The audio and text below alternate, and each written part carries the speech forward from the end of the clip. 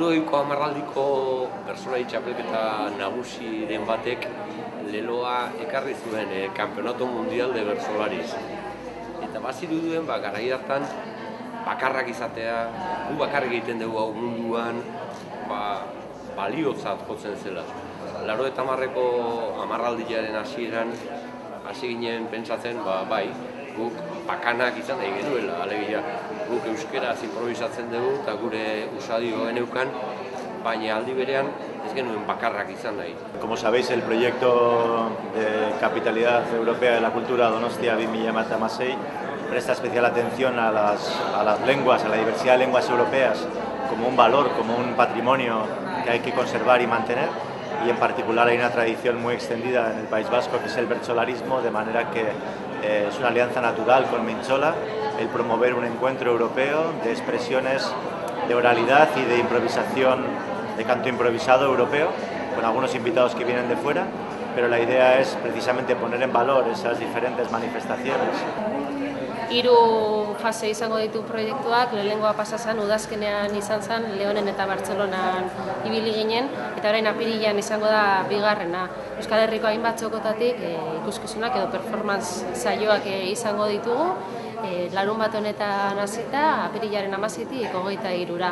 Eta azkeneko zatia eta behar da dimensioa handiena hartuko duena, uztailean izango da, uztailaren 11tik 16ra, eta 2 zati izango ditu, saio akademikoak goizetan, 5 egunetan, eta arratsaldean saioak Donostiako hainbat txokotan. Orain arte egindako lana oso polita izan da. Egia da euskara indartu nahi dugula gure ikastaroetan, eta honek aukera ezin hobea ematen digu euskararekin euskara gehiago edatzeko eta jende ezberdinetara iristeko. Nik uste bertsolaritza unibertsitatearekin lotzea oso garrantzitsua dela, ezinbestekoa momentu honetan. Duela urte terdi hasi ginen ja batzen, talde antolatzailea deitzen dugun horretan, borondatezko kideak eta elkarteko langileak batzen gara bertan, eta bai 2014ko udazkenean izan zen. Proiektuari forma ematen hasi ginen eta puntu batetik aurrera ikusi genuen beharra geneukala azpi batzorde batzuk sortzeko eta bakoitzak bere lana zentratzeko arlo batean. Batetik nahi dugu ikusi belaunaldiko transmisioa nola ematen ari garen gu eta gainerakoek nola burutzen duten. Ikusi nahi dugu kantu improvisatua eta hizkuntza gutxituen arteko harremana zertan datzan, genero ikuspegia nola tratatzen den kantu improvisatu bakoitzean landu nahi dugu, eta nahi dugu segi mapa bat osatuz. Munduan, ze hizkuntzatan, ze kulturatan improvisatzen da, eta horietatik zenbat ezagutzen ditugu eta zenbat dauzkagu ezagutzeke.